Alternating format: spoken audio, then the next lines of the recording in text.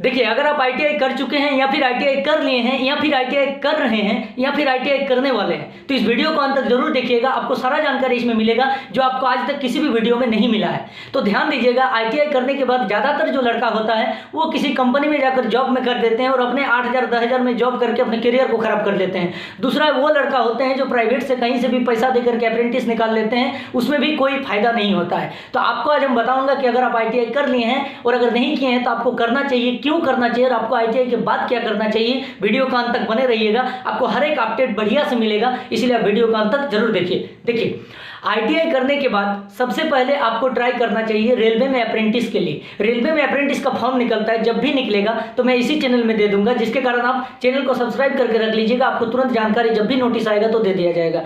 ITI करने के बाद आपको क्या क्या प्रेफरेंस मिलता है, क्या क्या आपको करना चाहिए। देखिए, पहला नंबर, आईटीआई के बाद आप डिप्लोमा कर सकते हैं। डिप्लोमा 3 साल का होता है, लेकिन अगर आप आईटीआई कर लिए हैं तो आपका डिप्लोमा 2 साल में हो जाएगा।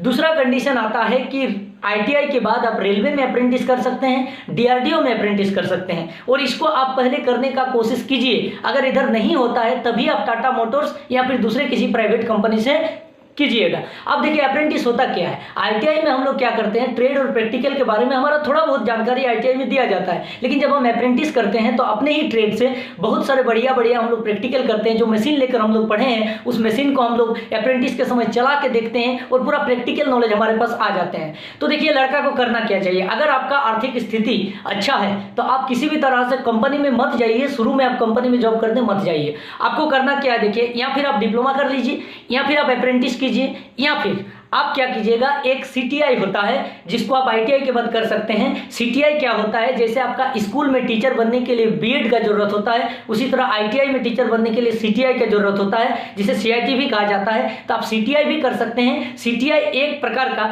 जो अनुदेशक का फॉर्म निकलता है, उसके लिए सीटीआई बहुत जरूरी है। और दूसरा कंडीशन आपका आता है कि आप डिप्लोमा कीजिए या फिर आप अप्रेंटिस कीजिए या फिर आप सीटीआई कीजिए। और अगर आपका आर्थिक स्थिति खराब है तो आप जाकर के किसी कंपनी में जॉब कीजिए। लेकिन एक बात जरूर याद रखिएगा कि रेलवे में अगर आप जॉब करना चाहते हैं तो आईटीआई जरूर करके रखिए, क्योंकि वर्तमान स्थिति को देखते हुए रेलवे का जो स्टेप देख रहे हैं उससे ये पता चल रहा है कि जो नॉन सेफ्टी कैटेगरी होता है, मतलब जैसे टीसीसीसी, ये सब जो फॉर्म अभी वर्तमान में आ रहा है, आने वाले दिनों में ये फॉर्म आपको रेलवे में नहीं दिखने को मिलेगा, क्योंकि अब रेलवे जो नॉन सेफ्टी कैटेगरी है उसको धीरे धीरे फ्रीज करते जा रहा है, उसको प्राइवेट को देते जा रहा है। और उसमें क्या होता है, कुछ मशीन ऐसे लग जा रहा है वर्तमान में जो 5-7 कर्मचारी का अकेला काम कर दे रहे हैं। लेकिन आईटीआई के काम जितना भी है, जैसे लोको पायलट हो गया, टेक्नीशियन हो गया, उसके बाद आपका जितना आने वाला दिनों में जो ग्रुप डी का वैकेंसी आएगा, इसमें भी आईटीआई मस्ट करेगा। आपको पता होगा 2018 में भी आईटीआई ग्रुप डी में मस्ट किया था, लेकिन बहुत सारे लड़का उसमें आंदोलन किए थे, जिसके कारण आईटीआई को हटा दिया गया था। लेकिन एक बात है कि आने वाला वैकेंसी जो भी आएगा उसमें आईटीआई मस्ट कर दिया जाएगा।